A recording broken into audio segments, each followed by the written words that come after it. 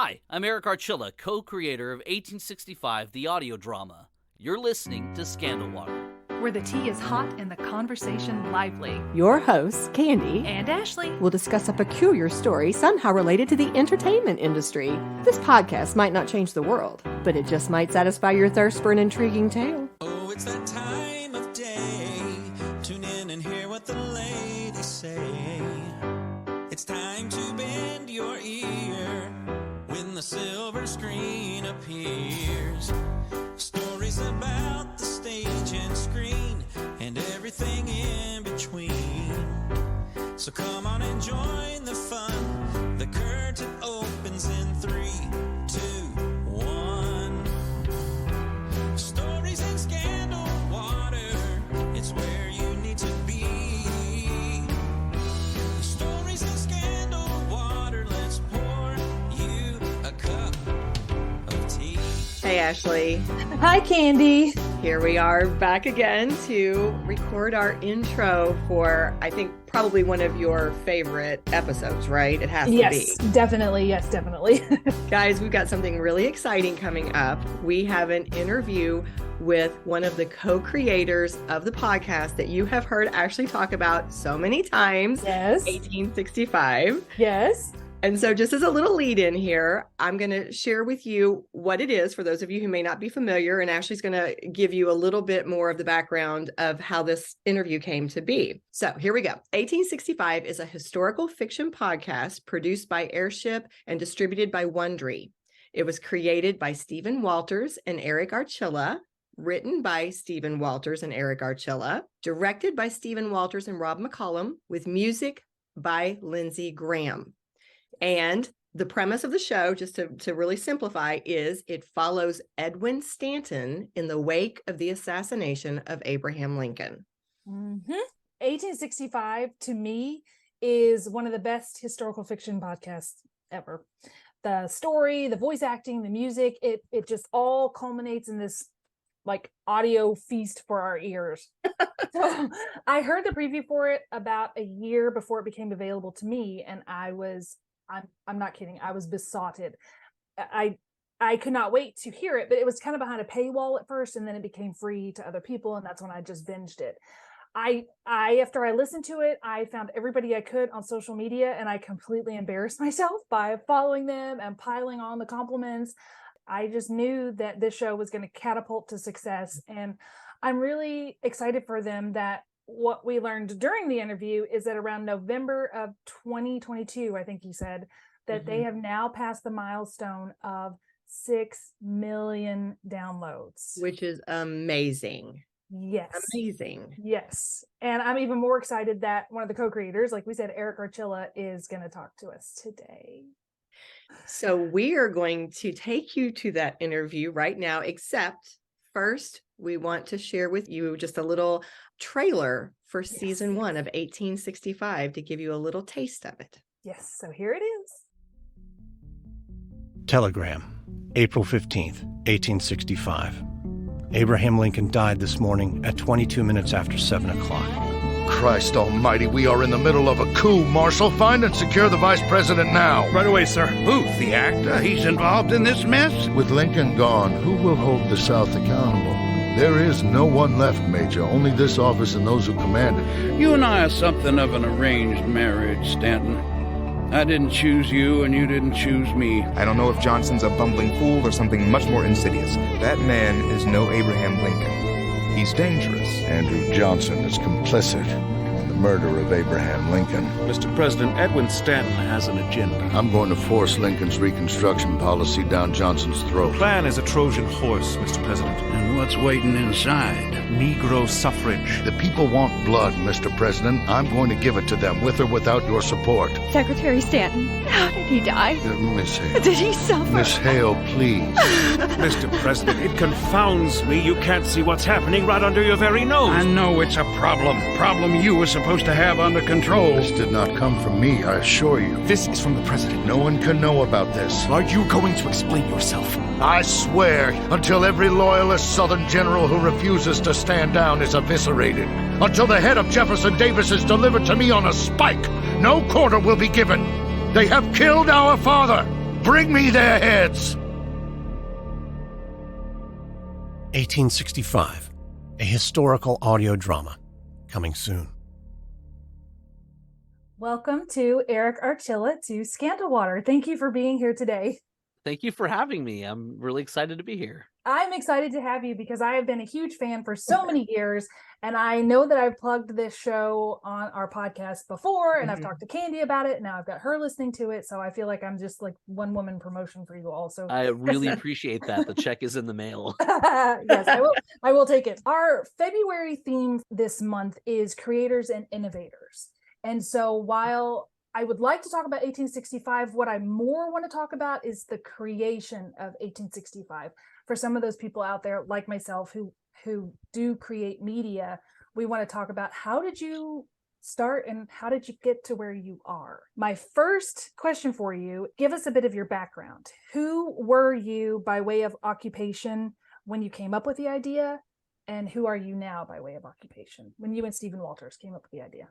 So if you've listened to the show, you've heard me touch on it a couple times, but it's actually a pretty long story because we actually came up with the idea when we were in college. Steve and I were both theater majors and at Baylor University, and we had a theater history professor that wanted us to write a term paper, and my partner and I did not want to write a term paper. So we said, is there anything else we can do? We were assigned the 19th century. And if you know American history, theater history, there's not a whole lot that happens in the 19th century other than minstrel shows and Shakespeare. And so we were like, what can we do? And we saw the Booth family on the list, and we said, hey, can we write a show about John Wilkes Booth instead? And he said yes. He agreed to let us do that, and that kind of started that little seed. We wrote this terrible play about John Wilkes Booth in college, and then many years later, we had a theater company in Dallas called Second Thought Theater Company. It's still going. We're not involved with it anymore. It's kind of grown past us. But they applied for a grant at the Donald Wilhelm Family Fund Foundation, and we got that grant and were able to mount a production of it that was really awesome. At the time, the story was just about John Wilkes Booth and the assassination, and then that's kind of the beginnings of that. A friend of ours named Lindsey Graham and Rob McCollum, they were involved in a podcast called Terms. Yes, okay. Terms is an audio drama, a modern political audio drama. And they approached us and said, hey, what would you guys think about possibly turning your thing into a podcast? And we jumped on it. Okay, so that's kind of how it happened. So you were friends with Lindsey before this became a podcast? Yes, and at the time, Lindsey Graham, not the senator, we were talking about Lindsey Graham, the podcaster, he had started doing the commercials for Wondery for some of their podcasts, and then they asked him to do, I believe it was American History Tellers. Yeah, that's so that's the podcast he started actually voicing, and then from there, he started his own company, Airship. And wanted to start creating his own content, and that's where he brought us in. Nice. So to answer, long story short, we came into it from sheer luck, like sheer absolute luck that the opportunity opened itself, which one of the things that I tell my students at my school all the time, it's all about networking, building those relationships. And we worked hard and created some good content on stage. And because of those networking connections, it kind of opened a door for us. Nice. So you started with Wondery from the very beginning. You were already with a network in that way. So Wondery is just the distributor. So all of the production is done through Airship. So we record it, we produce it. Wondery is strictly the distributor. So because Lindsey already had a relationship with them, he brought the podcast to them and said, hey, here's this podcast. Can we work a deal to distribute? And they take a certain percentage of our ad sales and distribute it for us. What do you do now? So now I'm a teacher. I teach theater arts at the Richardson High School Theater Magnet in Richardson, Texas. And the Theater Magnet is a theater performance magnet and a technical theater magnet. They do really, really awesome work, and I'm so fortunate and blessed to be here. So I have awesome kids, and it's just a terrific department. I always joke that they're going to bury me in the floor here because I'm never leaving. Just found one of those schools that you just never want to leave. And just great. the school in general, the environment, the staff that I work with, the students here, it's just incredible. Nice plug for your school. Yes. Why did you guys decide to go to the podcast version, and why did you decide to switch from Booth to Stanton? as your main character in that switch? Great question. So we had this run of Booth in Dallas. The houses were sold out every night. It had a really, really awesome reception. And from that point, we started workshopping it because the plan was we were going to try to do a run in New York. And so we had a couple Dallas workshops and read-throughs. We also took a workshop to New York and had a reading there. And what we found from reading it, the more compelling story was Stanton's. I remember one specific audience comment that we had, because we did Second Thought, they do talk specific comments that one of the audience members made was, I understand now why Booth did what he did. And I'm like, whoa, like, we want you to like know the story, but the way that the comment came, it was like they were empathizing with him, and we were like, whoa, like not what we were trying to do. And it was only one comment, but that like really stuck under our skin, because we like we did not want people to empathize with Booth and killing our most beloved president in our nation's history. And so we, again, the story that we found more compelling was Stanton's battle for civil rights. Since we were taking this play and expanding it to 13, 14 episodes, we found that we had a whole lot more ground to cover with what happened on Stanton's side of the story, what happened with the politics in America, what happened with equal rights and the battle against Andrew Johnson and everything he was trying to block, and the battle to save Lincoln's legacy. And so we found in our New York reading that Booth was actually more of the catalyst for all of this, and not who the story was centered around. I remember a very tired and heartbroken conversation on a balcony in New York when we were kind of talking through the story. We had just had our reading, and Steve was like, I know you're going to hate me to say this, but I don't think that Booth deserves to be in the story at all anymore. I was like, what? It was like, yeah, we're going to take this play called Booth and remove the character of Booth. I was like, are you kidding me? Are you crazy? And then the more that like we talked about it and like really kind of broke down the story, he was totally right that Stanton was our protagonist. And if you know anything about Stanton, or if you've listened to the show, we find it very ironic that Stanton's character like demanded the story be told about him, and he kind of commandeered the story and took it over for us. Which if you're a writer, you know sometimes that happens. Your characters kind of take a life of their own. They do. He certainly did. Yeah, so Booth became your inciting incident instead of your main character. Yeah, exactly. And then everything kind of launched from there. We ended up doing on the podcast 3 bonus episodes about Booth, which was basically the majority of what fell on the cutting floor for the main series of what was left of the play. So we expounded on that. Yes, because I always have to warn my friends when they get to the Booth episodes. I'm like, guys, it's going to be a little different. Yeah, the opening of episode 14, watch out. Yes, it is not for little ears. Well, none of it is for little ears, but that's definitely not for little ears. Yeah, I had to warn my aunt about that when she was listening to it. I was like, please just skip the first scene. And so why did you guys even do that? Just for the sensationalism of it? This was a conversation that Lindsay and Steve and I had, and I think if I remember correctly, because it's been a while, the final take on it was that what better way to paint Booth as his type of person by having him be a ladies' man. It was just a really nice introduction to him in a very shocking way. It is very shocking. For those that haven't heard the show, it's just a very intimate scene with Booth and a lady of the night that he has met, and it was just a way for him to kind of talk about himself and his family without feeling too expository.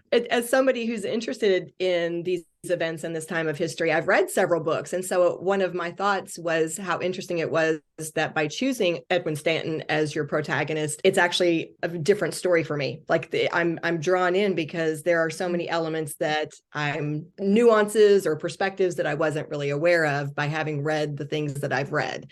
So I thought that was an interesting choice. That's what was so shocking to me when we started delving into the story, is that history has largely erased Edwin Stanton. And I don't know if that was kind of the lost cause push that happened in the early 1900s, if that was just Stanton's enemies, but he is not talked about in school at all anymore. And he single-handedly 3 different times saved our country. And so it's just really, really strange that we don't talk about him anymore. But I think the one of the books that talked about him was Manhunt briefly would delve on him throughout. There's a great book by Walter Starr about Stanton that we read after the fact that we were like, oh, we wish he had this book earlier, because there were so many good nuggets about him that we didn't know. And then I remember Bill O'Reilly's book, which of all the research I did, it was my least favorite book. However you feel about Bill O'Reilly, the book I found was really laid heavily into the conspiracies, and but it was like really light on the history. Okay. So that was not a big fan, but it did talk about Stanton. So between those books, it got our interest peaked a lot more. But I ended up having to go back to, I've mentioned the book several times, but Frank Abiel Flowers' book, I believe it was like 1898, that really delved really well into Stanton's life. And he actually interviewed people that knew Stanton and had all these great stories about him. I actually found that book by accident because my wife at the time worked at Barnes & Noble. And when we started delving into the story, she was like, well, let me look on books on Stanton. And it was one of those books that was one of the reprints. They reprint a lot of old books, and that one stood out and was just really fantastic. Like you said, he saved the country, but he also ran the country for a while. So he saved Buchanan from letting the South just leave. That's one of the things that Flowers' book talks about, is that Buchanan was on the fence about, hey, let's just let them secede. And he was like, no, you can't let this happen. Basically stopped him from allowing them to take all of our forts down south and just book it. And then obviously during the 12-day manhunt, he was leading the country. He was the only person that stepped in and took control, basically like a dictator for those 12 days. Right. The largest manhunt in our nation's history. And then obviously his battle to save the country from Johnson. Right. And then everything he did during the war. So I would say 4 times that he really stepped up and helped save the country. Yeah, one of the things that really struck me is that first episode. I re-listened to the first episode before we did the interview, and he says, what happens if the president and the vice president and the what's the third person? The Secretary of State. Secretary of State. What happens? Yeah, at the time it was out? Secretary of State. Yeah. They don't know. So I thought that was fantastic. Yeah, at the time I think it was the Senate pro tem. I can't remember exactly, but the order of succession was different. Without vice president and president and secretary of state's the one who had to initiate a new election for president in light of the president's absence, and without the secretary of state, there was nothing constitutional we could do. So we would have been what do you think would have happened really bad spot if they had taken out all 3 of them? You look at politics today and you look at politics back then, and one of the things that our show shows, and also another show that I worked on, American Elections Wicked Game, in researching that, and if you listen to that podcast as well, it's really obvious that politics has not changed. It's always been vicious. It's always been mudslinging.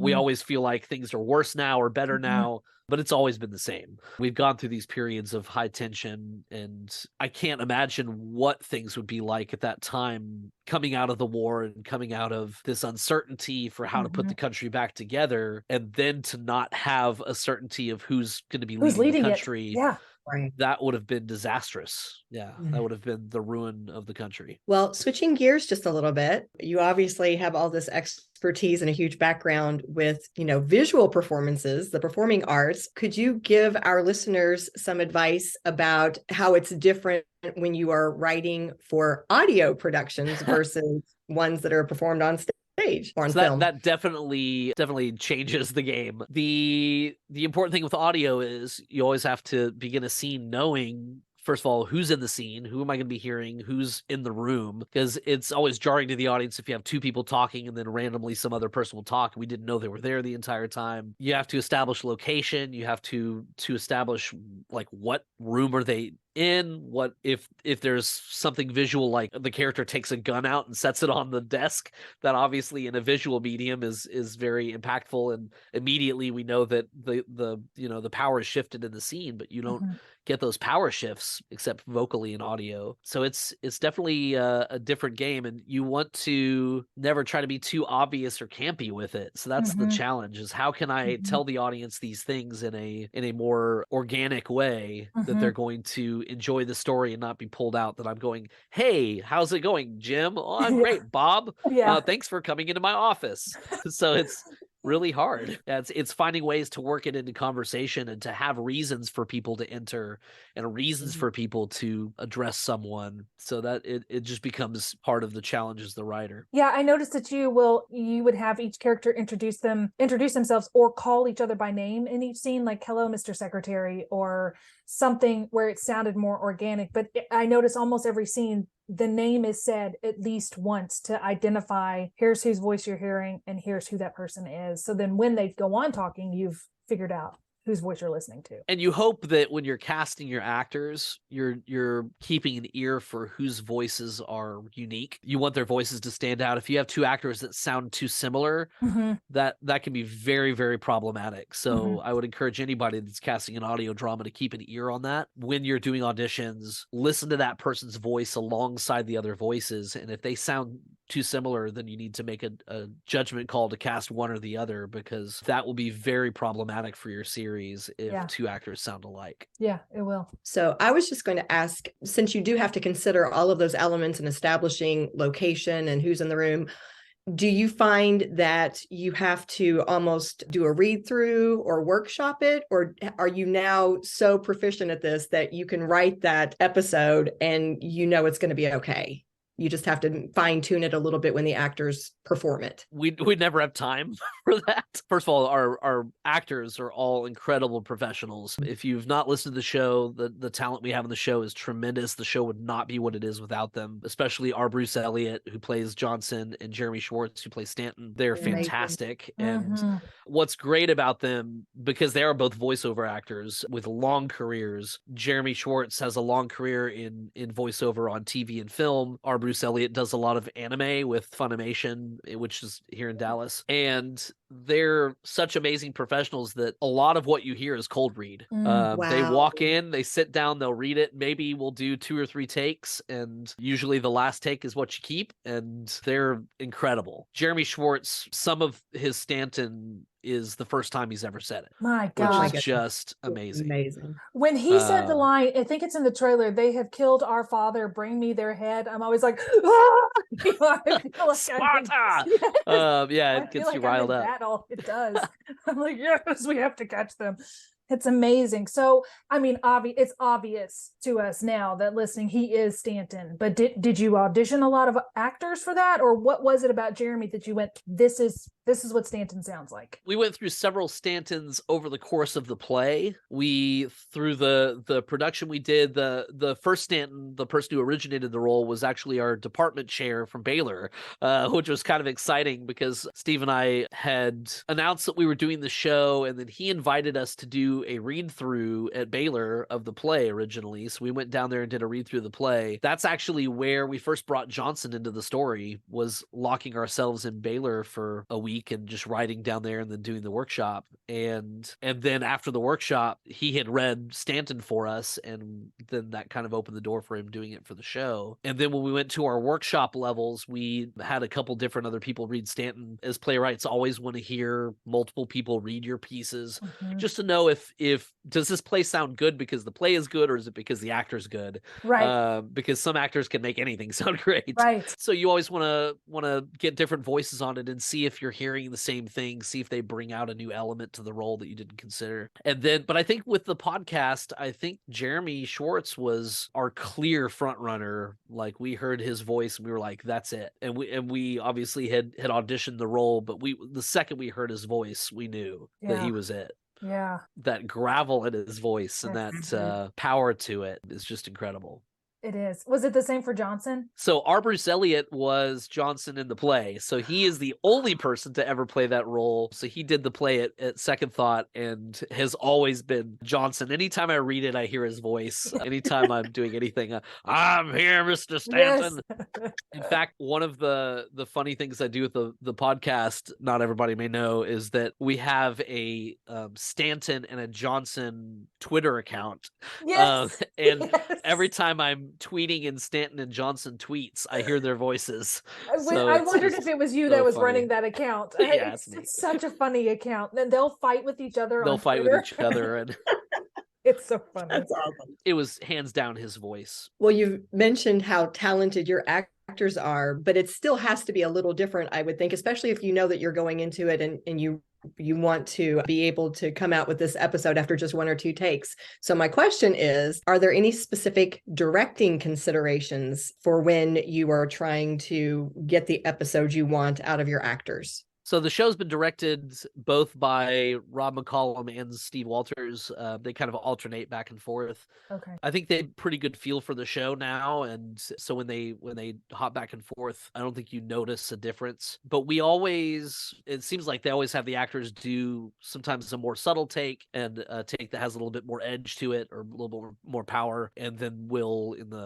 the editing process kind of pick which one we like better. So a lot of the choices are made on the editing side as well. Mm-hmm. But again, we're working with very talented actors, and usually it just takes 1 or 2 notes from Rob or Steve and they nail it. So it's just a matter of, again, finding that talent that you don't have to give them line reads and coach them, because you never as a director want to have to, you get so frustrated that you tell the actor how to say the line. You want them to own it and feel it and be organic with it. But they do a fantastic job of that, and normally it's just a tonal note at the top. They'll say, hey, because the actors haven't seen the full script, they'll say, hey, this is what's happening in the scene. This character's coming in from here. This character's feeling this, and maybe this is the action we want you to play, and they nail it. Are the actors, they're all in the same room doing the scene at the same time, or do you record some of their vocals individually? So it's been sporadic. When we first started, it was before COVID, and we were able to get the actors in the same room. And then once COVID hit, we had to obviously do everything separately for season 2. But it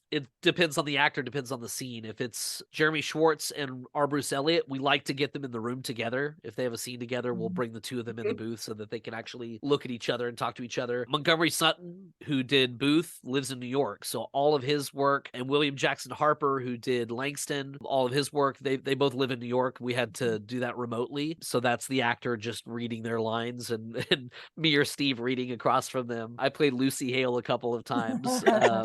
I'm sure those recordings are somewhere, but it's just us reading back and forth to them. Monty has a home studio and he records there a lot. And usually we'll be like, hey, Monty, can we have this person come over to your studio? And he's super gracious, one of the nicest actors I've ever worked with. And he always invites people over to record. That's really nice. Like you said, networking, connections. Yeah, and also William Jackson Harper is probably one of the most fantastic human beings that I know. So happy for his success on Good Place and other shows he's done.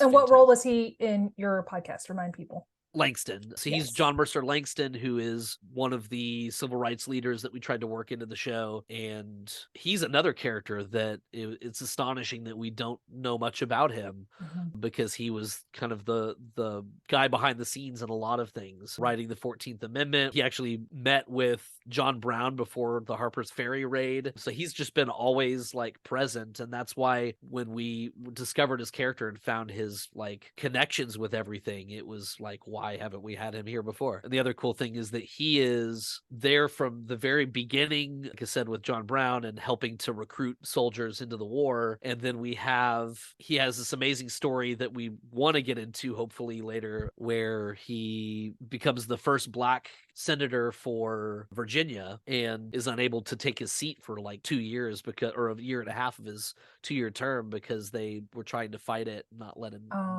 have his seat. And then he ends up becoming one of the last Black congressmen from the South because of Jim Crow and everything else that happens with the fallout of the 1872 election. So he's there through the entire story, and it's really cool to see his rise politically in America and then his fall.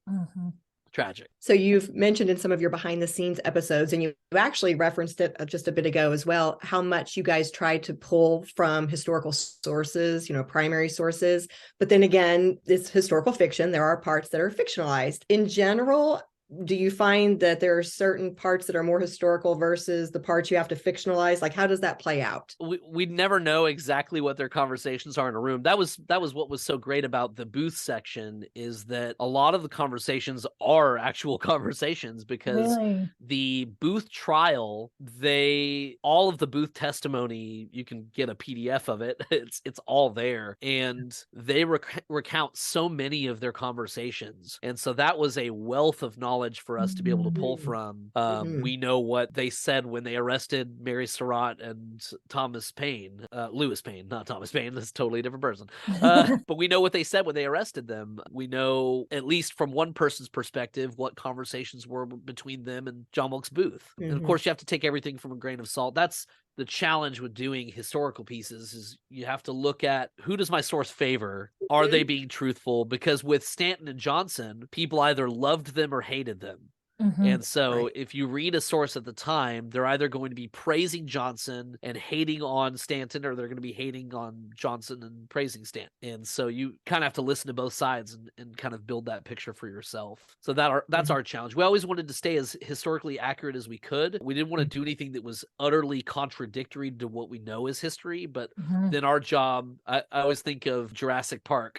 We took the dinosaurs' DNA, and then we filled it in with our own frog DNA to make the show work. Candy, everything goes back to Jurassic Park. Yes. It all does. It all does. There's hardly any episode where I don't say something about Jurassic Park. So that wasn't me this time. He did it. I didn't think she could love you anymore, but now she does. That's funny.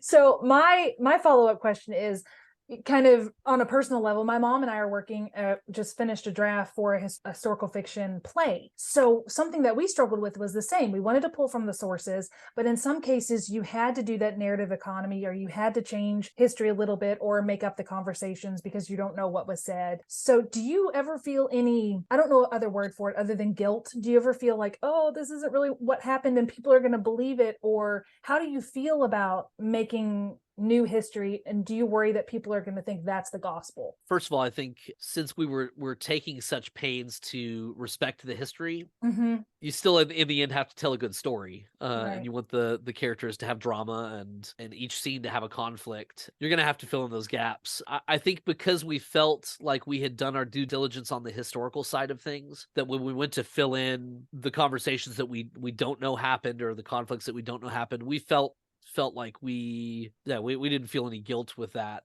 because we knew we had done our part to keep it honest to the historical figure, but also, except for I think Johnson, we threw in a lot of, we like to give him weird colloquial sayings that I don't know if he actually used those, but it was just really funny and true to his character. But we're, at the end of the day, happy with the product and happy with how it all turned out. So I don't think we felt bad about it. And then I think the other thing that helped us was doing a talk back with each episode. Right. Gave us a chance to tell the audience, hey, we took this a little far. We had a little fun with this. This thing happened. This didn't. So I think that absolved us of any historian hearing it and going, that is not true. They never said that. Right. And that's why I wondered, talk about it. I wondered if that was one of the reasons for the behind the scenes episodes. So you could kind of say, just in case you didn't know, this didn't really happen, or I liked that. I really liked that you all did that. And I've been honored to have several people listen to the show that are prominent historians that have walked away going, yeah, you guys did a really good job of doing historical drama, because it's hard. You're threading a needle. As you know from working on it, you're threading a needle to like stay true to the story but also tell a good story, right? And if you're lucky, if you stumble onto the right historical story, it's going to do that, a lot of that work for you. I think a lot of times if you start writing a historical drama and you're struggling to tell a story, it may be telling you that you're telling the wrong story, because maybe there's not enough meat there to make a meal of. Is there anything that you fictionalized that you really wish it happened that way in history? I don't know if Stanton actually walked into Mary's cell, but I love that scene. I love those scenes so much. I know one of the big liberties we did take was, which we talked about in the show, was that when Lincoln came in and asked for security, and that's actually a true anecdote, where Lincoln walked in and he said, hey, I heard Mr. Eckert, your assistant, can bend iron bars with his bare hands, and he'd be a good person to bring to the show. That's not something that I think Stanton concealed, and it's certainly not something that Eckert finds a letter of later. We definitely lifted that to like give it some drama, but I'm sure that Stanton carried a lot of guilt for not giving more security to Lincoln at the Ford. So we wanted to elevate that moment. I think that's the biggest license we took as far as the history went, that it's always like irked me, but I'm like, it tells a better story to have Eckert find that. We toyed around with a version where Eckert was there when he said it, and then Eckert the entire time is like, you gotta say something about this, you gotta tell someone. But just the big blow up when he finds out about it is one of my favorite scenes in the entire series. Yeah.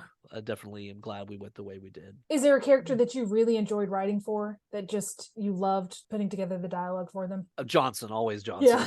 Yeah. There's a couple scenes that I wrote in the latter half of season 2, and Grant was really fun to write as well. Mm-hmm. There was a scene that I co-wrote between Grant and Eli Parker, that was really awesome, where he visits him on his deathbed. We wrote a couple different versions of that scene, but that was a really awesome scene to write. And Grant was a whole nother animal because Stanton was wild and big, and Grant was so introverted, subdued and introverted. Stanton we took from the side of, he's a lawyer, so he probably likes to talk a lot. He likes to hear himself talk, and we had all these anecdotes that he could tell, and so we kind of laid into Stanton's a storyteller, whereas we viewed Grant as being a man of little words, and it's really hard. It is like gut-wrenchingly hard to have your protagonist be someone that doesn't speak very much. Yes, that was our biggest struggle. That's what we just ran into with our play that we did, because our main character, historical hero, is someone who is very shy and introverted, and you're like, how do I do this?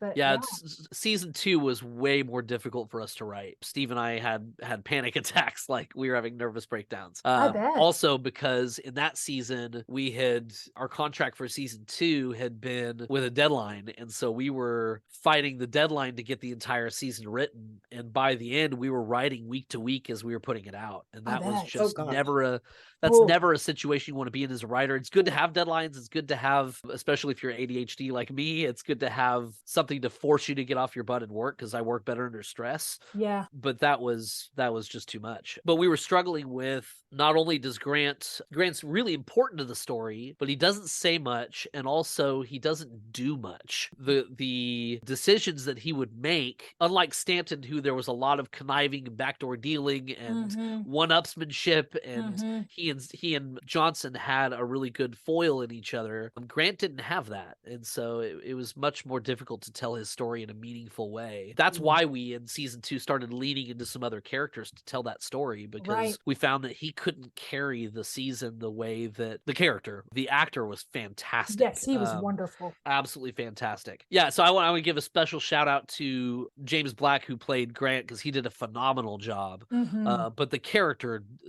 itself and the writing, we didn't have much for him to do sometimes. I think the internal struggle that we worked in with his PTSD and using alcohol to help with that gave his scenes some nuance, and that James Black did a fantastic job at those scenes. But that's why we leaned into other characters to help tell season 2. It's like Stanton was a play actor. He'd be great on stage, but Grant was a movie actor. Yeah. You know, if you could compare the two, probably Grant, you would have seen nuances on his face and depth of feeling, and that's harder to bring across in a podcast. Much harder. And James Black does a fantastic job at that. It just, the little subtle gasps and the way that he interprets the lines, it's just phenomenal that he puts across so much emotion in so little a word. I would think it would also be tough for you guys, because you would be coming off of this juggernaut of success of season 1. So there's that added pressure. It's like, what do you follow up To Kill a Mockingbird with? You know, Harper Lee spent the rest of her life going, I can't do it. But that would be intimidating to me. Well, I appreciate that. Yeah, it was a lot of pressure to make it good, and I think in the end, I think we did it. I think we nailed it. I love season 2, and I love the bigger story it tells. It does like any sequel should. It takes the picture and then zooms out and expands it and finds relevance in new things. And yeah, I really, really love season 2. About how long did it take you guys to write each episode? Have you talked about that? I don't know. It's hard to put a time on it. I would say in writing the first season, I spent about 3 or 4 months of reading and research. We broke story on it. We broke story on it again several times. What does that mean? What does break story mean? So Steve and I will sit down, look at the history, start like bullet pointing. Sometimes we did it with sticky notes on the table. Sometimes we got out a big whiteboard, moving sticky notes on the whiteboard. The sticky notes moved around quite a bit. We would signpost things. We would say, here's the history. So we know that Johnson had issued that he was going to grant this amnesty, and we know that 2 or 3 days later that Stanton called Ella Starr as a witness to the prosecution. She never actually spoke anything, but so we started looking at these historical nuggets of this happened and this happened, and then we would have to look at cause and effect. Why did this thing cause this thing? Okay. And that's where we would delve into, we need a scene with Johnson where he says he's going to do this, and then we need a scene with Stanton that's going to say, oh yeah, if you're going to do this, then I'm going to do this. Okay. And then other things would come out of that. Sometimes we'd get into a moment where we're like, we really need Johnson to come back with something, and then we would go back to the history and be like, what happened in these couple days? And one of the cool things that happened with that specific moment was that we discovered that the Supreme Court justice died the day before he called Mary to the jail. So in between those two events, those 3 days that happened, the day between them, the Supreme Court justice died, and that's what Stanton always wanted. So that was one of those cases where we looked at the history, and the history helped us tell that story, because we're like, holy cow, like that's the thing that Stanton's always wanted. So it's really clear that that could be something that Johnson came in and said, hey, guess what? If you don't do this thing, I'll give you this thing. Here's a little quid pro quo. Stanton's like, no, I'm calling Mary to the stand. I mean, calling Ella Starr to the stand. That was kind of the process of breaking story. We have to look at the history. We have to look at what is the arc of the protagonist, what are the conflicts that happen along the way, and then we would start separating into episodes. Like, we think episode 1 could be from this to this event, and we found that it started to help us to be able to jump around in time a little more. So we would start jumping forward, sometimes by a month, sometimes by a year, because the story moves. Especially in Grant's story, we're trying to squeeze 8 years into 7 or 8 episodes. Right. So that's what we would do, breaking story. And then sometimes we would go back to the drawing board, and we would see that something's not working and have to move everything around. Season 2, we ended up doing a page 1 rewrite. So we had our season, we had it laid out, and then we just weren't happy with where it was going and kind of got stuck in this plot quagmire. And then we were like, no, let's go back to the drawing board. Wow. And had to like remove all the pieces. The cool thing is, at that time, Steve is a brilliant writer, but one of the things he really excels at is remembering every version of every scene he's ever had. I'm good at keeping all the scenes. Like, I have it all organized and have everything, so I know the versions when he needs something, where to go back and find it. Yeah. But when he's restitching something together or reworking something, he's really good at going, oh yeah, remember that version of that scene, I'm going to pull that dialogue, I'm going to use this. And he does a great job of never reusing something twice. Like, if he had a conversation that he works in, he remembers he's used it or not used it. So he's really brilliant at that. And sometimes his brain works way faster than mine. What writing program did you guys use? Predominantly, what we used was Google Docs. Okay. We found that Google Docs was the best, because we could leave comments for each other. We could make suggestions. It keeps old versions of things. Both in my school and in working on 1865, the entire Google suite, I can't say enough about. During COVID, I had my students co-writing on Google Docs or making presentations together on Google. Like, sorry, plug for Google. I should be making money from this. But it is a fantastic way to collaborate with someone else online and be able to see what they're doing. And we started originally using Dropbox and working in the same file. And what we found then is that Dropbox started making all these copies of a file. If we both went to the doc at the same time, it would make an extra one. And then we're suddenly like in this weird labyrinth of which doc is the one that's right. Yeah. But Google Docs doesn't allow you to do that. It's all live. Someone's writing in it. I see those changes happening in real time. Sometimes Steve would be in a doc and I'd see his cursor writing, and I'd hop in there and click the cursor and be like, say something mean to him. And then, what are you doing up this late? Go to bed. And then he'll hop back in and respond with something. And so it was always funny when that happened. Yeah, that's what Candy and I use for our interview questions, is we use Google Docs. But what my mom and I would use is, I use Scrivener for the formatting. So I had the main copy in Scrivener. We would work in Google Docs and make changes, and then I'd have to go back and pick. So it's a little bit of legwork to do it that way, but it keeps me from having to format in Google Docs. On the editing side, the program we tend to use the most on our end as creators is Reaper, is the program that I've not heard of that. I had not heard of it either, but it was a really simple. I do a lot of audio editing, so I use Pro Tools and Audacity, and if anybody still has this, I still have Acid Pro on my PC, which is a really old program. Yeah. But we found Reaper was really, really user friendly, and so generally we would record the audio, and then myself and Rob and Steve would be the ones then to assign different episodes and then take the audio and cut it together. And then we would give a raw cut to Lindsay, who would then do his pass for all the sound effects and the music and the equalizing and stuff. That is a perfect segue, because that was my next question. I would like you to just wax poetic about Lindsey Graham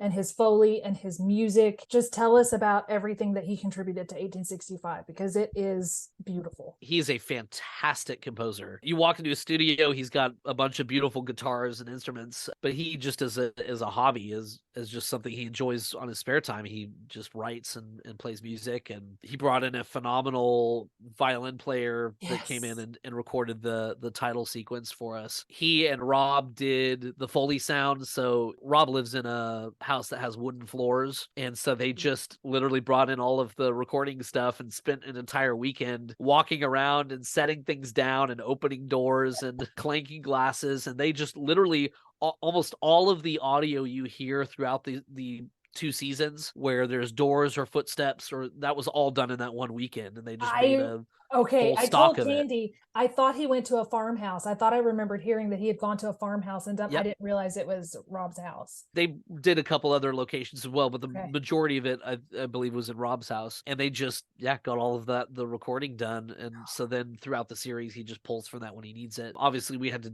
to revamp that for season 2 when we had more Foley sound that we needed. But the other great thing that Lindsay is a brilliant person about is when you're creating the sound of a room, he does a really good job at giving the room space, at giving the actors direction, so you know exactly where they're standing in the room. And if you're listening in stereo, like, you can close your eyes and you can feel like you're in the room and feel like this actor's standing right there and that actor's a couple feet away. He's brilliant at that stuff. He brought in a couple other people as he's taken on other projects. There's a few other people that helped to edit the sound for season 2, but he did a lot of season 1. Yeah, he's amazing. He is amazing. I love that violin music. It's so good. And I love it because it also reminds me of the intro to the Civil War, Ken Burns's documentary. Yep. It has shades of that. And that's just, I love that music. I think he was trying to give a nod to it, but he also tried to work in a little bit of synthesized sound, mainly as a tension builder throughout the series. So he did a really nice blend of doing historical sound, but also making it feel relevant and keeping the audience kind of on the edge of their seat. He succeeded. So statistics say that there are something like 4 million podcasts in the world, and the vast majority of those have failed. You guys have obviously been very successful. So I know we've talked about some elements that are very strong already, but what would you consider to be some of those factors that you think have led to your success? So we just reached 6 million downloads, which is pretty awesome for an audio drama that has 24 episodes or whatever it is. So that was pretty exciting. But unfortunately, it just hasn't translated to a monetary success. That's I mean, I can't complain that it's paid some bills when I need to pay a bill, but that's the trouble with audio drama, is that it's hard to find advertisers that want to advertise for it because they don't view it as a real medium. So that's been the struggle. If you're doing a true crime podcast and you get a giant following, there's a lot of advertisers, but for audio drama, it's a struggle. But this is a true crime story. But it is a true crime story. It is a true crime story. Maybe that's how you remarket it. Yes. 65 and then do like a slash through it or something. But for us, it's been primarily word of mouth, which I think speaks to the quality of, I think, what we were able to, like, the stars aligned and just had the right actors, right writers, right directors, and right producer, and it all just came together. And I think just because of word of mouth, it's just continued to get listeners. And I think the other benefit that we've had is that because Lindsay is such a predominant name in podcasting, just having him involved is huge. So a lot of his listeners came over from American History Tellers and American Scandal. So I would say, word of mouth and networking. Yeah. Really. That's still, I mean, we were talking about this the other day for our theater. How do we get word out about shows? And everything is so oversaturated that if you try to advertise, and even if you tried to advertise on television, there's so many different channels. What do you pick?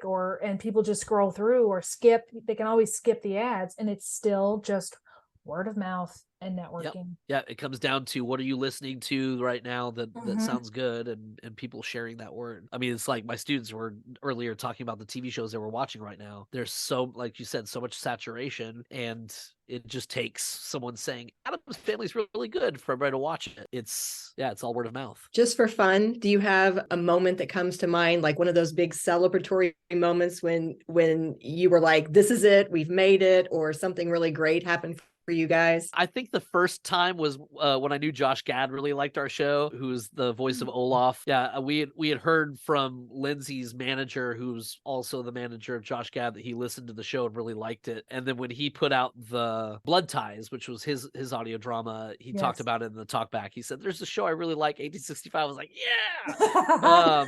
That actually was cool coincidence that I was able to milk, because I was able to get Josh Gad to come in when COVID first hit and they canceled school and our seniors weren't going to walk at graduation, and we went to virtual. Josh Gad had put out on Twitter, "Hey, willing to talk to some classes." And so I reached out to him and was like, "Hey, can you talk to my class?" And he came in and did a Zoom with my class, and that was really exciting for them. That is exciting. So it was like, that's one of those connections. I was like, I'm gonna use it. That's right. You got to do it. Came in and talked to them, which was really awesome. And then there were a couple of podcast magazines that talked about it, so it was just cool to see it in print, see an article about our show, and be like, that's awesome, that's my show. So that's been exciting. And I think there was one time, I'm trying to remember the circumstance, but where somebody heard my name and they were like, "Wait, do you write for 1865?" I was like, really? That was the first time in public that somebody had like heard my name and recognized me. And I was like, that was kind of cool, because that never happens. It happened to me one time in the past where when I did a lot more acting before my son was born, I did You're a Good Man, Charlie Brown at Theater 3 in Dallas. And I was at the mall, and this little kid comes up and goes, "Hey, you're Linus. Hey, Mom, Dad, it's my best friend Linus." And I was like, oh. So that was the other time I was recognized in public. But that was pretty exciting. That is exciting. You mentioned your son, and of course we've heard about your teaching career. So how do you balance a full-time job and a personal life with writing and producing a podcast? Ooh, it's been rough. The early research process for season 1, it was a lot of late nights, a lot of me trying to read when I can. That time my son, I think, was 2. So he was all over the place, but when he was asleep, I'd try to read and knock out as much as I could. Once we got into the recording, I had less of the workload, and a lot of the editing stuff I could do on my own time. So that's the real benefit to working in audio, is that you're able to record or able to edit whenever your time permits. Right. Season 2 was a nightmare, trying to do the week to week with other things going on. It was a lot of me talking on the phone with Steve until 3 a.m. and then getting up at 6 to go to work. And so it was a rough couple months cranking that out. And then there's been other times where it just happened to hit in the summer when I wasn't doing something. So it just comes and goes. Sleep was not my focus for those few months. Yeah.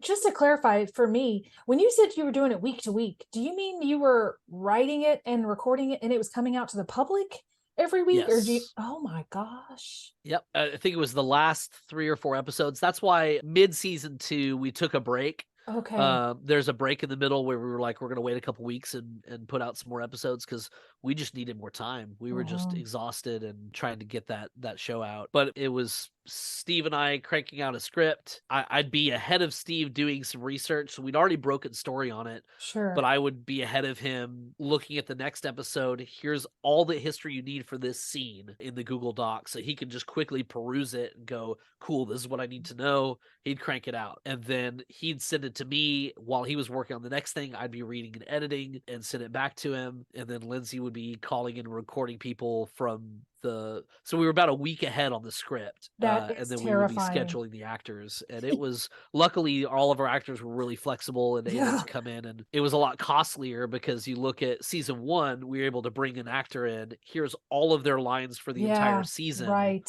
let's knock it all together. You know, if they have 2 or 3 lines in each episode and we're able to get them knocked out in 2 hours, whereas season 2, we'd have to bring the same actor back every single time for each episode. So it was, you know, a lot more expensive on that route. They'd come in and say their couple lines and be done. We pay them for the hour. So that was definitely a lot costlier on that front. So oh yeah, I get anxiety if we're just a couple weeks behind. Like my ideal is to be a month ahead. And there's been, Keeney and I both got sick in December. We were supposed to talk to you back in December, and just it kind of put us 2 or 3 weeks behind. So I've had that. I couldn't fathom doing that. Oh, and then to mention that if your actor gets sick, right? That happened in one of our episodes. The episode where Stanton dies, his final episode of. It was actually season 1 where he's tired at the end, and he actually was really sick that episode, and we were like, "Are you sure you're good to do this? Are you sure you're good to come record? You know, it'll sound okay because that's what's happening with the character." But he was really, really ill. And I have audio I've not released yet. On our Patreon, we do a In Their Own Words series where each of the actors reads letters and speeches and stuff from the actual historical character. Oh, that's cool. And we have a couple letters. Like I'm about 4 episodes in. I've got another 3 episodes to put out there. But the last episode, we have 2 letters from Stanton right before he dies that are just absolutely heartbreaking.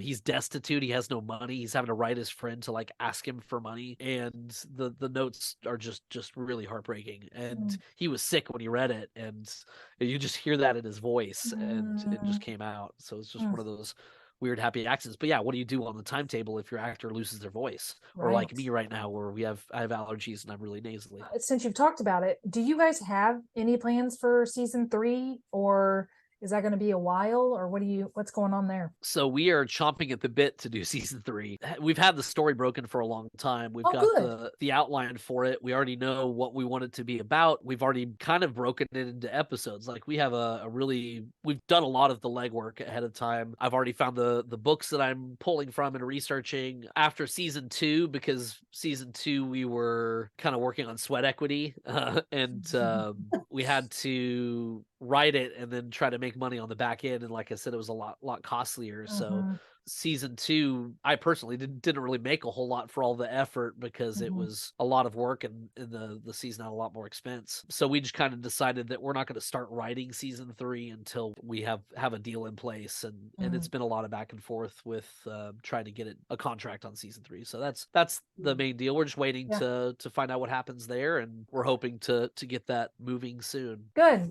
I can't wait to hear it. Can't wait to write it. We're really excited about season 3. I was going to say, have you ever thought of doing a prequel and doing some of Lincoln's life? Not specifically Lincoln. We thought about doing some earlier Stanton. We thought about flashing back to doing some earlier stuff of his life. We've also talked about doing a prequel season, kind of him through the war. We've talked about it a lot. Originally, we wanted to jump around time periods a lot more, and I think that's what we may want to do next, to jump to something completely different. But we definitely wanted to write these 3 seasons, because I think our 3rd season takes us through to where we wanted to end. And so we're hoping to be able to do that one, to kind of finish the trilogy of the first 3 seasons. And then I think we've got some ideas of where we want to go from there. Good. When you think of your podcast journey, what are some words of inspiration that you would give to aspiring writers or podcasters? Find something you're passionate about. Find something that you love. I am not a reader. I hate reading. Like all growing up in high school, everything else, like every time I had to read a book for something, it was a struggle. I'm just a slow reader, so it is just daunting for me. I think the first time that I ever like blew through a series was Harry Potter. Like I picked up Harry Potter, couldn't put it down, and I like read through the whole thing really fast. But it was also this, like when I found something I was passionate about and geeked out about, like I couldn't put it down. And it's something about, especially with audio drama, when you're doing historical fiction and trying to uncover these stories, I felt like I was on a mission, and I was like reading these books really fast and going through all these really thick historical documents that other people would find extremely boring. And I'm sitting here like highlighting, going, ooh, we can use this. Ooh, this is great for this, and making all these notations. My bookcase at home is full of books that are full of highlight, full of marks in the margins, and full of sticky notes. I've got like a color code system of sticky notes where I would geek out about something, or we'd have a thread through the story we were trying to do, and I'd go through and go back through the books trying to find things. And so that's, I would say, find something you're passionate about, because it makes the work enjoyable. It doesn't make it work, it makes it a pleasure. Find people that you trust and that you love to work with. That's really important. Get everything in writing. It's always important to do contracts, especially when you are doing stuff with your friends, because just as I always tell my students, money makes people crazy. Money ruins relationships. So it's always really important to have a contract before you ever start writing, so that you and your partner know, like, this is how things break down. If we score a success, this is what happens. It just takes that stress off the relationship and takes away those future battles and struggles. So that's always really important. Keep everything. When you write a script, date it, and even if you're cutting scenes from it, or you decide you're scrapping it, put it in a folder somewhere. It doesn't hurt to save a doc. It's like, you're talking about 200 kilobytes.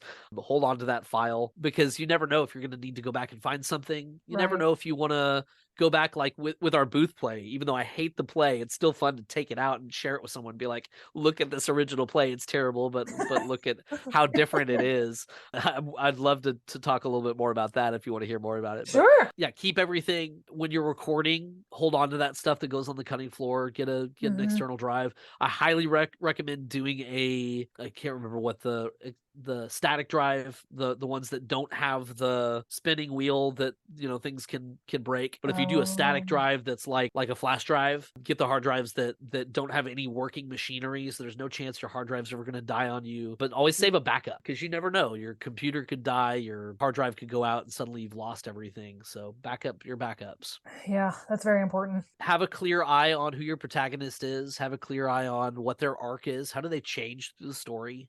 Make sure that each scene has some conflict and drives towards that goal. That's been the litmus test for us, is once we decided who the protagonist of the story was and what story they were telling, and we knew what their arc was, if something in the story doesn't serve that, it's not important to your story. And you find that things end up on the editing floor because it doesn't tell that story, it doesn't further what you're there for, not furthering that action, and so it doesn't deserve to be in the story. And we lost a lot of really important characters and scenes, like in the booth side of things. There were a lot of characters that just kind of faded away because they weren't important anymore to the story. Like Edwin Booth was one of my favorite characters that we ended up losing.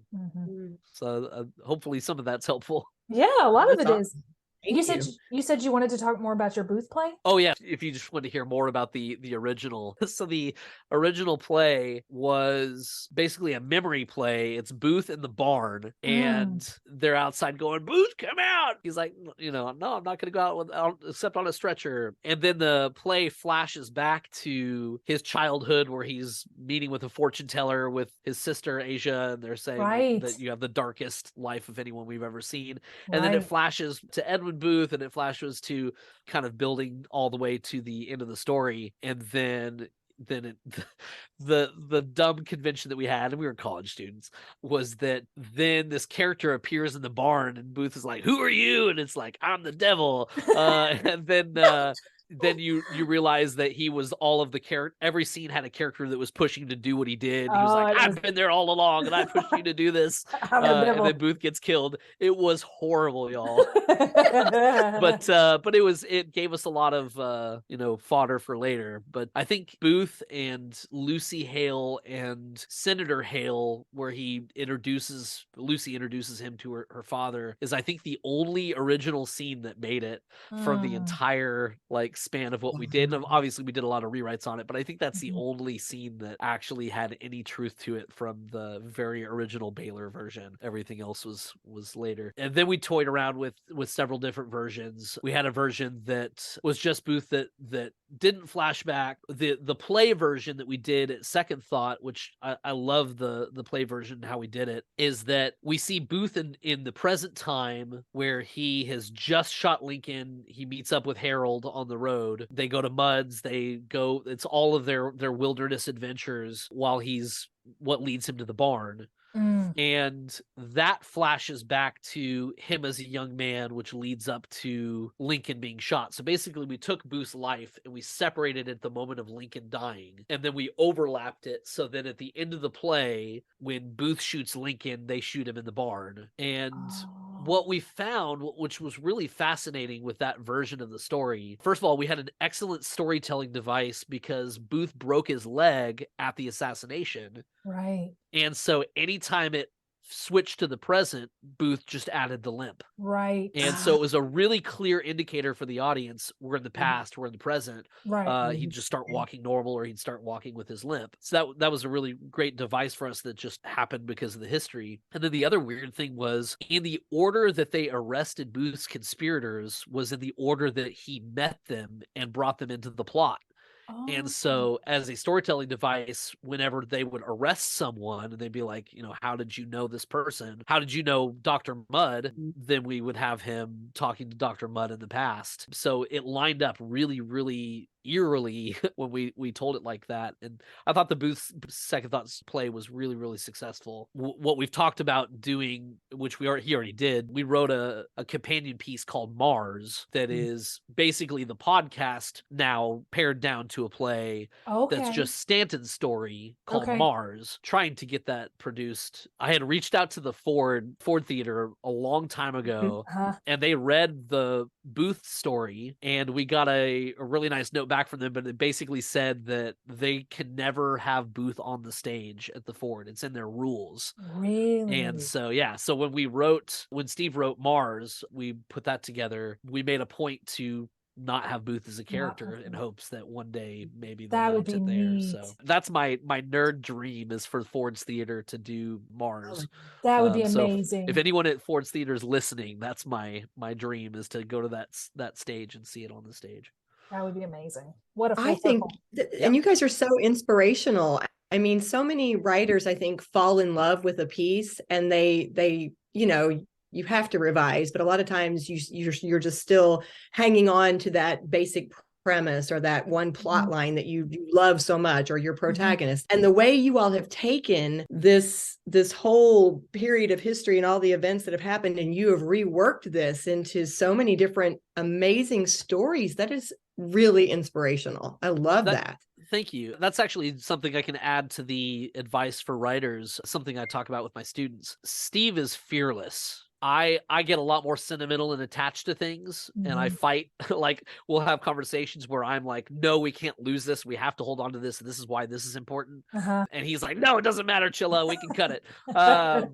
But he's fearless about, which you have to be as a writer. He's fearless about playing. I think the best metaphor I can think of is King Solomon. He's willing to cut the baby in half to get to the result that he needs. So obviously, if you know the story of King Solomon, if he's willing to do that to the child and both the women say, okay, he's the king, he's probably going to have to do it. But luckily one mother said, no, please don't do it. And he's like, okay, I'm going to let you have the child because you're the real mother. But it's being willing to take this baby that you're so sentimental about, that you've put so much time into, and then being able to take that script and just completely rework it, completely scrap it, tear certain scenes out, certain characters out. You have to be willing to take that risk. But the cool thing is, as a writer, especially in the digital age, you're not taking any risk because your original work is still there. Right. You don't like the experiment, you still have your previous draft. You don't have to keep that way. But if you can take that risk and be willing to try it, you never know, something better may come out of it. And that's what happened with us. We were willing to tear the play apart and see what happens, and something better came Stanton's story. So just being willing to take those risks. Love that. One last thing is, we're hoping eventually to have this be a visual medium. We've shopped several versions of the script around. We're currently shopping it around. We would love someone to snag it and say, hey, this could be the next Crown. We would love that. Right. So it's just a matter of finding the right person, the right company. We've had a lot of meetings with people that we were really hopeful about. We hope that continues. Everybody always has a different take on it, and that's the challenge with your screenwriting, is that you get into Hollywood and producers always want to put their own spin on it. They always want to put their mark on it. So a lot of times that means they want to take what you've written and change it completely. So it's about sticking to your guns and knowing that we've got a good story that we want to tell, and just finding the right person to tell it. But that's the future hope. That's originally why we went to the podcast, is we wanted to have something, because when we were originally shopping out the play, it was hard for people to grasp, but we were like, let's make this podcast, and now we have a package that we can say, just listen to this. This is what we want to make. This is the story. You can experience that, and hopefully that gives you a good idea of the mini series that we'd like to make. Yeah, because here it is. I say stick to your guns, because what you've got is just perfect, and you'll find the right person. I mean, like you said, luck, blessings have been on your side so far. So it's just a matter of that saturation. But thank you so much for the kind words. Well, thank you so much for this interview. It has been a dream of mine to talk to you since we started this podcast pretty well. And I'm so happy you agreed to talk to us today. Thank you, Candy. Thank you, Ashley. Where can people follow you or 1865? So at 1865 Podcast on Twitter, and it's 1865 Podcast on Facebook as well. I'm at 2% Chilla at Twitter. My friends always joke that only 2% of my jokes are funny, so that's where the 2% came from. You're 2% Chilla. 2% Chilla. But thank you so much for having me on, and it's a pleasure, and I appreciate you guys. All right, Ashley, what do you think? Oh gosh, I love talking to him. Not only do I love this podcast, but I love what he had to say about the creation of the podcast. And to me, as somebody that, I'm working on a project. I've been writing it with my mom for several years. It was so inspiring, feels like an overused word, but it was so I don't know another word for it, to hear him say, just keep doing it. Don't worry about, you have to serve the story. And if something doesn't serve the story, take it out, which has happened to us several times. And it was also encouraging to hear how they started this project in college, and they've taken it all this way. I don't know. There was just a lot of personal things that really meant a lot to me that, to elaborate, you guys probably wouldn't understand it, but Candy, you get what I'm talking about. It just was really personally encouraging and inspiring. Yes. Honestly, I can see where it would be encouraging to anybody who's artistic or has some kind of a passion project that they've been working on. But it was just inspiring in terms of life goals. Yes. To think about the journey that they've been on, and really, to boil it down, I'm oversimplifying, but he really talked about, it's about being persistent.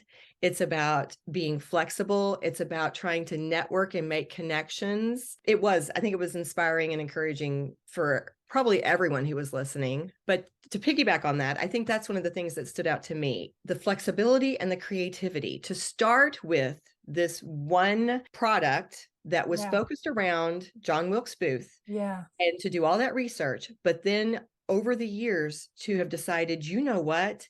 Look at all the potential we have to do different things with this. If we are not married to it, if we are willing to make changes, we can leverage this in so many different ways. And what they've done with it, I mean, their audio drama is amazing. It is just absolutely riveting to listen to, so professionally done.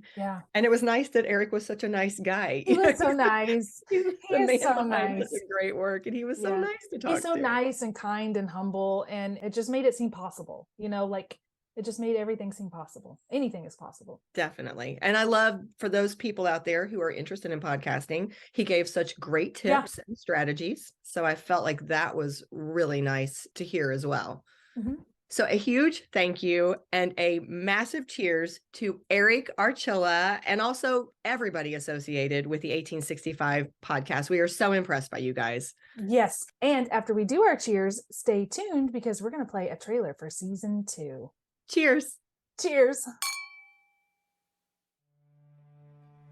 How will your story end, Mr. Stanton? Well, sometimes, Mr. Dickens, the best way to see the end of the story is to go back to the beginning.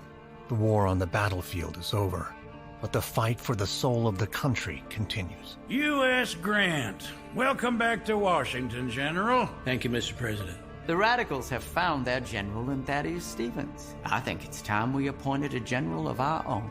I know you don't want the nomination, but if you're called by your country to serve, I do not want the office. You didn't touch your drink. I'm not thirsty. Who do you think the people are gonna believe, Grant? The President of the United States or a miserable drunk? He doesn't want the nomination. Which is precisely why we should give it to him. Johnson wouldn't stand a chance against him. No man would. Washington had Benedict Arnold. Hamilton had Burr. Andrew Johnson has Ulysses S. Grant. He cannot be tamed, Mr. Parker. There are no better angels in him to which he can be guided.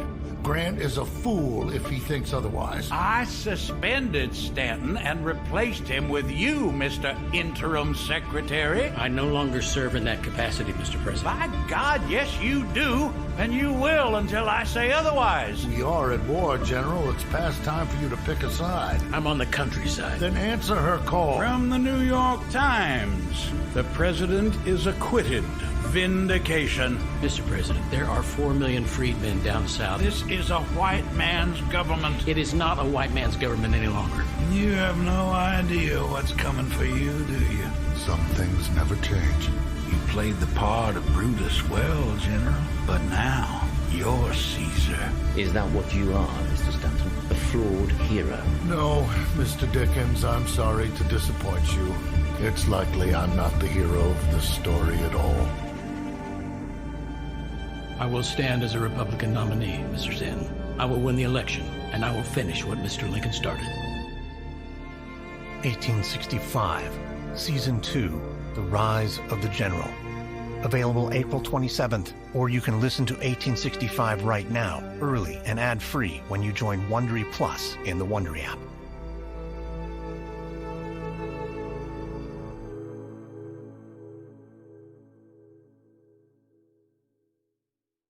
If you love what we do, please rate and review our show. Or you can become a supporter by making a donation through buymeacoffee.com/scandalwaterpod. Whether a single gift or a recurring monthly donation, it would go a long way towards supporting our work and allowing us to keep the tea brewing. At our website, www.scandalwaterpodcast.com, you can submit questions or your own story ideas, access our sources and show notes, see the merch we offer for sale, and more. You can join the Scandal Water community through our Scandal Water Podcast Facebook page or follow us on Instagram or TikTok at Scandal Water Podcast. This episode was executive produced by Candy Thomas, that's me, and Ashley Raymer Brown, that's me.